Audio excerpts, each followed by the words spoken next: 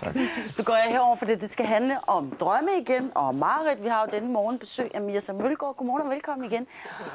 Og vi har jo fået en masse mails og sms'er fra jeres seere, fordi vi har jo skrevet ind, eller vi har sagt til seerne, at de bare skal skrive ind, hvis man har en drøm eller et mareridt, som man gerne vil have tolket af dig, Mirza. Og du har fået forskellige. Ja. Der er en her, der spørger, at hvad betyder det, når jeg drømmer, at jeg bliver gravid? Ja. Og det er jo en meget, meget fin drøm, fordi det at blive gravid i en drøm fortæller om, at der er noget nyt, der er ved at blive skabt. Altså nye muligheder inde i hende. Så der er virkelig gang i måske en ny karriere, eller kreativitet, eller andre ting. Altså, så man skal ikke forstå det sådan helt bogstaveligt, at nu får man et barn formentlig snart? Nej, det er ikke bogstaveligt. Altså, det er en ny mulighed, simpelthen, der er ved at blive gjort klar, bogstaveligt talt, til hende. Ja.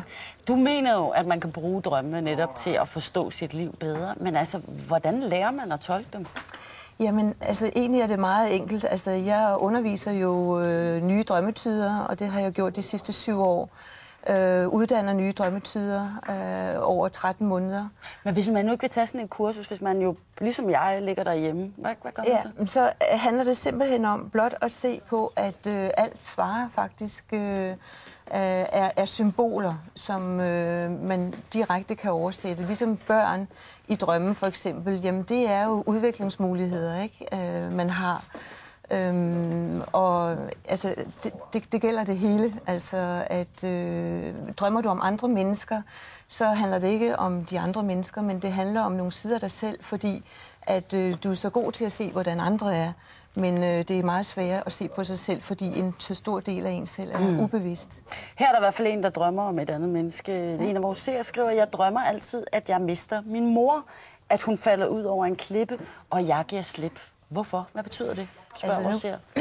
Nu går jeg ud fra, at vedkommende er voksen, og det at miste moren kan fortælle, at hun nu er ved at give slip på den binding, som hun har haft til sin mor i virkeligheden. Så det er noget godt i Ja, man kan sige, at det er måske at kappe navlesnoren.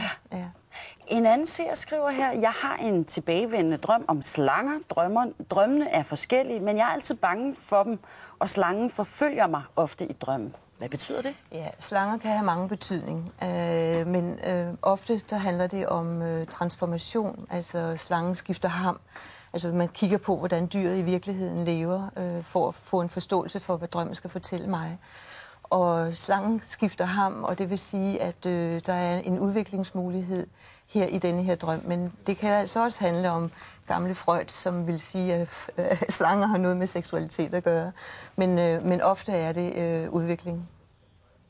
Jeg tænker jo lidt nogle gange med sådan noget drømmetydning, at det også næsten kan blive for højtravende. Altså, kan man ikke også lægge for mange betydninger i drømmen? Kan man ikke også bare nogle gange tænke, det er dejligt bare, uden at skulle tænke så meget over det? Det er interessant, at du siger, at det er højtravende. Jeg synes, det er helt nede på jorden. Er det rigtigt? Ja, fordi at drømmene, altså det er ikke noget, altså det har ikke noget at gøre med, at man slår det op i en bog og siger, jamen hvad betyder det og det? Det handler om at se i virkeligheden, jamen hvad bruger man den ting, man drømmer om til i virkeligheden? Køkkenet, hvad foregår der i et køkken, hvis jeg drømmer om et køkken? Jamen, der foregår jo det, at man laver mad. Altså, det er også en form for udvikling eller transformation, der sker i et køkken, kan man sige. Ikke? Så ifølge dig, så er drømmene en lige så stor del af ens liv, som det, man lever i vågen tilstand? Jamen, det skal bare tolkes. Altså, det skal bare forstås, ligesom. Ja. Det er godt.